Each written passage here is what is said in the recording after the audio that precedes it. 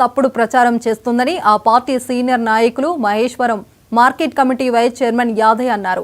గ్రామ సభలో ప్రజలు ప్రభుత్వ పథకాలకు దరఖాస్తులు సుకుంటుంటే గ్రామ సభలో రసభస జరిగిందని ప్రచారం చేయడమేంటని ప్రశ్నించారు. గత ప్రభుత్వం చెట్లకు గుట్టలకు రైతు బంధు ఇస్తే రేవంత్ సర్కార్ సాగు చేసుకునే రైతులను గుర్తించి రైతు భరోసా ఇస్తుందని అన్నారు. కాంగ్రెస్ ప్రభుత్వంపై బురద జల్లే ప్రయత్నం చేస్తే ఊరుకునేది లేదని హెచ్చరించారు.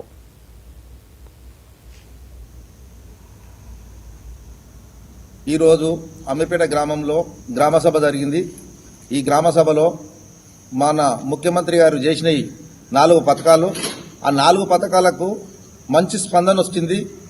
మంచి స్పందన అంటే 10 ఏళ్ళు రేషన్ కార్డు ఇవ్వలేదు, వాళ్ళు 10 ఏళ్ళు రుణమాఫీ ఇవ్వలేదు, 10 ఏళ్ల నుంచి ఒక ఇల్లు ఇవ్వలేదు. అట్లాంటిది ఇలా ప్రజలు స్వచ్ఛంగా వచ్చి అమీర్పేట గ్రామ పంచాయతీకి వచ్చి అప్లికేషన్ పెట్టుకోరు. వాళ్ళ పేర్లని స్వచ్ఛంగా వచ్చింది. అందరు ఖుషిగా ఉండి ఇవాళ అమీర్పేట గ్రామంలో ఎలాంటి చెడ్డగా కొట్లాడు కానీ గడబడులు కానీ లేవు.